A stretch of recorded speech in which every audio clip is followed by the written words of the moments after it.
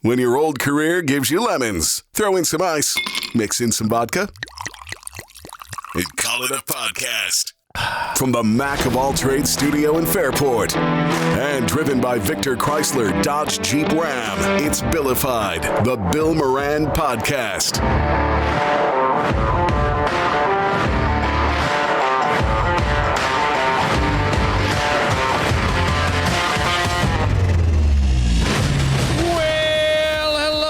For take two. I recorded something earlier, and it just after better reflection upon it, I think that it's just better to let it be. Yes. I apologize to you, Danny, for all this chaos. Yeah, and you don't have to apologize to me. I will just say that I don't know. I don't even know what to say. I get it. I feel like it sometimes, you get 3 steps forward, 6 steps back. And that's what I feel like I did. And it's a tough one. Can I tell you something from the spiritual side? Yeah. I know it's hard to explain, but God understands. Well, I often say this. This is my little He'll listen. My mantra that I will say all the time. I always say that all is well. Everything is always working out for my highest good. Mm-hmm. Out of this situation, only good will come, and I am safe. Yeah, and I try to really buy into that. I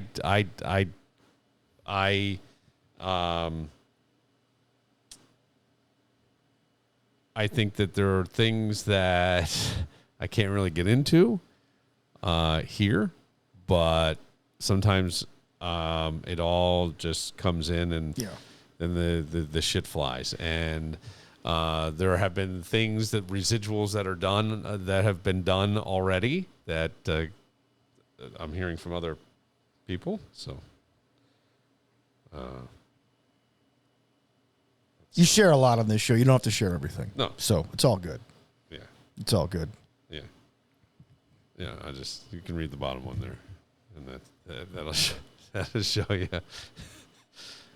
Okay. Right. But it was, yeah. So, so everything's like, and I feel like I set off a chain reaction that I didn't intend to. No, nobody I thought did. I was trying to have fun. We were. In a silly situation. I thought it was a cool thing. It didn't go well. I know I'm talking very vaguely, and people always wonder, but when the documentary comes out in 2030, we'll tell you everything. Well, it's not even that. I think it would be disrespectful to people. Yes. Upon further reflection, to air what went on, and I'm trying to find ways to capture some stuff, and that's it. I will say that maybe it's the second biggest thing we're not going to find out about this week. What's the first? The Epstein stuff. Oh, yeah. The thing that I can say is that I've been under. You've been under a lot stress with my dad. I've been worried today. His surgery, he did as people I've talked about on the podcast. Anyway, he fell, broke his hip in a couple places, and surgery went well today. So hopefully he'll recover from there. And then I just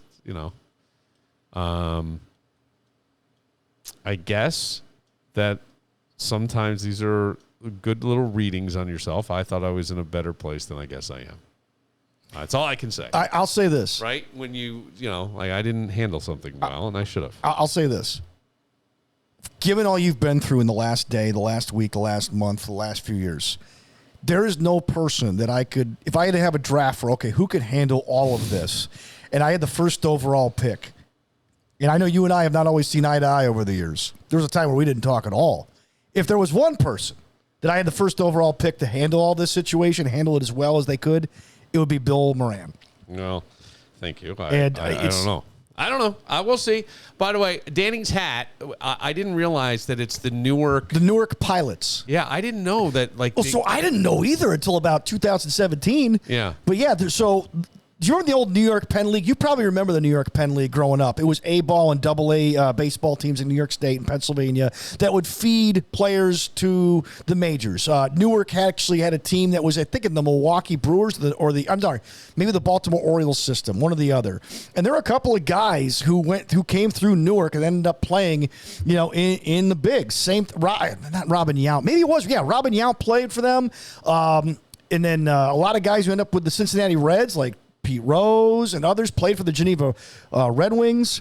And those two teams are now part of this collegiate league where, because of college teams, they can't play in the summer. So they send their kids off to play in the Cape Cod League or in the NGPC, the New York, or the Perfect Game Collegiate Baseball League, which the Pilots are part of.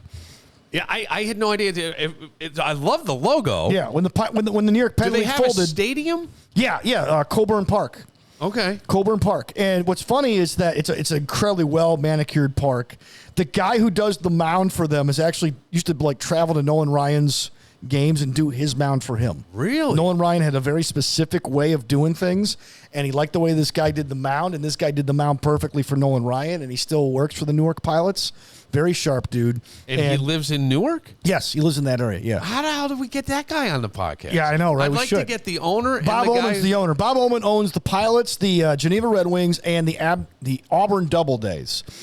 The part that I left out about the New York Penn League was all the Penn Leagues, they moved south. So they had to replace them because they have all these stadiums all over New York State. So they go, okay, what we'll do is we'll do what the Cape Cod League does, which will provide a summer wooden bat league for college players to keep their skills going in the summer, and it plays in June and July. So if you want to go to a Pilots game or a Red Wings game, a Geneva Red Wings game, we got to go before the end of July, because in August they all go back to play quote unquote fall ball at their respective colleges. But they've put some great kids through the system. Yeah. Well, I'm sorry that my head is distracted. Danny got to see, had a front row seat to things that I was. I'm like dizzy. I could see that. I can understand. And I hate doing that because people are going to be like, well, what was it? What happened? And I can't, out of respect, I can't. Yes. But I just say that sometimes I guess I always say your knee-jerk reaction isn't the reaction you should have. Right. And I did go with knee-jerk, and that was a mistake. And I will just tell you that my life off the podcast is going to be bumpy for a little bit. Little bumpy. Little bumpy. We'll get there. More bumpy. Yeah, more bumpy than normal. A lot going on. Yes. In Bill's life. So that's all I can say for that. But there you go. Let me share something. Yes, please share something with me. So Twitter has now become a bunch of threads since Elon took over, or X, right? Yeah. And I saw that the CEO stepped down. Yeah, well, I guess apparently Grok went off the rails yesterday and started saying some really racist stuff. I don't know. I don't know what the specifics are. I've just avoided Grok since I heard about this. But Twitter has had a lot of people putting together threads, and at the end of the thread, they're trying to sell you something, right? Mm-hmm. Well, here's one about the Rolling Stones. Oh. So I think see if you agree, because you're a Stones fan. I love the Stones. So this is a guy named Jordan Saunders who put this together, and he's part of a company that is called NextThink Labs, okay? And that's how they drive teams and cybersecurity and software. But here's what he said about the Stones. The Rolling Stones had no CEO, no structure, no hierarchy, but they outlasted every band, sold over 200 million records. Here's the system that kept them together for more than 60 years. So, of course, I bookmarked this all right, I'm just going to be stuck reading this thing now for the next 10 minutes. Right. Well, not working, but okay. The Stones have sold millions of records over 60 years. But here's what's more impressive. They never had a single leader making all the decisions. Yet, they outlasted every band that did. Mick Jagger handled the business and performance. Keith Richards owned the music and the creative direction. They never crossed lines. This eliminated 90% of ego conflicts before they started. Thread 3. When they disagreed, they didn't compromise. They fought until the song was bulletproof. The Last Time, you know that song, took 8 months because both refused to settle. That tension created their signature sound. This tension forced constant evolution. After Satisfaction hit in 1965, labels wanted more of the same, but they refused to continue to push each other to innovate. Richards said copying success would be, quote, dead in the water. Here's the part most people miss about the Stones. Leadership rotated based on the song, not hierarchy. Richards led Midnight Rambler live. Jagger stepped in when Keith's vision was stronger. This fluid leadership created 3 principles that elite teams use. Here's what he says. Number 1, use conflict as fuel, not friction. Contrast, but yeah, I would say contrast is better than conflict, but go on. Number 2, just easier to navigate. Right. Go ahead. Define clear lanes and stay in them. Yeah. And number 3, rotate authority based on expertise. Most teams fear this approach and fail to succeed because everybody's got an ego, right? Which comes back to our first point. But the Stones built their systems. They're bigger than individual egos. 60 years later, they still execute at elite levels. And by the way, their last record was pretty freaking good. Yeah, I love I thought it was a very good album, especially, considering their age and stuff. I guess it gives you a few extra points. Is that all? Just a little bit more. Most startups fail because founders try to control everything. Elite teams distribute authority based on expertise. So and then he puts in a pitch for his own software. You need to. I think with the Stones, they did have problems in the band. They did take long breaks. Mick did go and do a solo record. Keith did go and do a solo record. They did a few. Yeah. When it was different things, but they never gave up on the Stones. I think they realized that, I don't know at what point, what they had was iconic, and some people have said they're just a really good bar band. Maybe. I think when it comes to things, I think what you have to do in anything is you have to put ego aside. And that's not easy to do. And I think Keith Richards can do it pretty well because I think Keith is a pretty balanced guy. Maybe Mick can, but Mick was also merchandise, and Keith didn't give a shit about that stuff.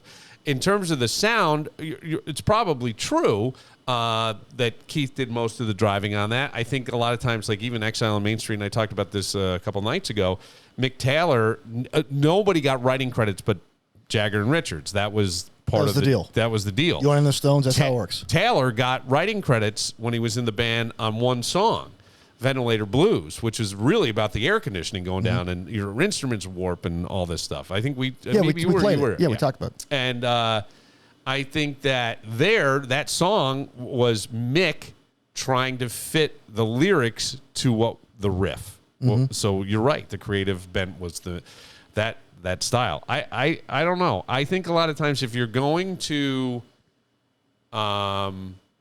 be a good leader, and I don't know, and I'd even say this, even being a parent, right? I think that being a good leader, you've got to step back at times and listen, and there's got to be a buffer between you and the knee-jerk reaction. And earlier tonight, I had the knee-jerk reaction, and I was a terrible leader. I did a terrible thing. And I wasn't a very good buffer either. No, but that's okay. But when I went outside and I was having a conversation with my son, he was like much calmer and collected, and I was, I'm mad. I'm mad about other things, and I did not do a good job of leadership. And I think sometimes the best thing to do is step back, listen, let the person. Everybody in life wants to be heard. They want to know that they matter. Right. And they want to feel like they contribute and matter. And they do. And you kind of owe that to everybody. You want it yourself? Let's let the other person have that too. I didn't do that tonight. On something earlier, and I think that when you talk about the Stones, sometimes you step back and you let the ego go. I mean, I even look at, like we were talking about, my brother took the lead with my dad. And somebody else said, yeah, a lot of times you have too many chiefs and not enough, people in the party. And I think that sometimes you just have to go, okay, they've got it, and I'm here to support, and that's the role. And I don't know, I think our ego gets too involved in stuff. We get really caught up in emotions, and I often think, like, business is cold because emotions don't come into play. What comes into play are really kind of black and white, right? Yeah. And yet we live in a world where no matter what anybody tells you, a lot of it is based on feelings. And I know that some people get annoyed and go, well, everything's about feelings. Yes, but a song makes you feel a certain way. Whatever somebody's doing makes you feel a certain way. That's what you remember. That's what you remember. That's why there are songs that people love. They go, oh, my God, yeah, why? Because that song could be the biggest pile of shit, but it reminds you of something that you loved in your life. Oh, yeah, like Oasis is back on tour right now. Yeah. And there's 5 or 6 songs that I've seen them live on clips, and I'm like, oh, my gosh, that takes me back to, like, 10th grade. Exactly. So I think that there are those sorts of things that go on. And I think feelings are important, and I think that's all we really have. Right. That's what our memories are based on, and we go with sometimes I have a gut feeling. That's why I won't do something. I have this. They're important. You can't ignore them. Yeah. We can try to shit on them and go, oh, it's about feelings, and I got it. I understand what people are saying there. We don't want to get too manipulated by things, but things can be tough, and that's the deal. Always try to attach a fact to a feeling. What's that? If you can't, okay. if you can't attach a fact to a feeling, then don't go with that feeling necessarily. Try to attach a fact to it, so that way you're not always letting the irrational mind guide the rational mind. Right. Sometimes if you can just step back. Yeah, take a step back. Yeah. Meditation is a nice thing. You can step back and sort of observe yourself observing. Or keep a journal of every time you think you've lost your mind, and then go back and go, how'd that work out? Yeah. Oh, it did. Yes. It usually does, right? It usually does. What's happening with the Buffalo Bills? You said you had something, and I contacted our friend Greg Connors. How's he doing, man? I miss him. Well, I did. He's a great American. I called him. I haven't talked to him in a while. And then I told him that I saw the video of... Did you see this video? No. Did you know we talked about this? It's Greg running on like these thick mats. They're thicker than yoga mats, and they float, but they're like a yoga mat in the water. So he's running on running on water, and he's running on. The people have them lined up down this pool, and he's running down, and he's trying to get across, and then eventually he falls in.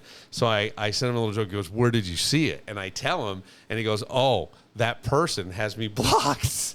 Oh. And I go, wait, what? Oh. So I don't know if I just stepped into a beehive or not, but it was funny. Like, I laughed really hard because I must have watched it like 7 times to go. I was slowing it down to right when I see him start to lose his footing. I don't know why. I was just laying in bed. I go, this is crazy. No, I haven't seen this video. This is crazy. So, yeah, but then he goes, where did you see it? And I said, you're a social media star. He goes, where did you see it? I tell him, and he goes, I've been blocked by that person. I can't see it. Oh, wow. Okay. Yes. So he is a sponsor of Buffalo Bills Training Camp. Yes. Buffalo Bills Training Camp is sold out, I believe. I think people. We went on StubHub. Free tickets sold out.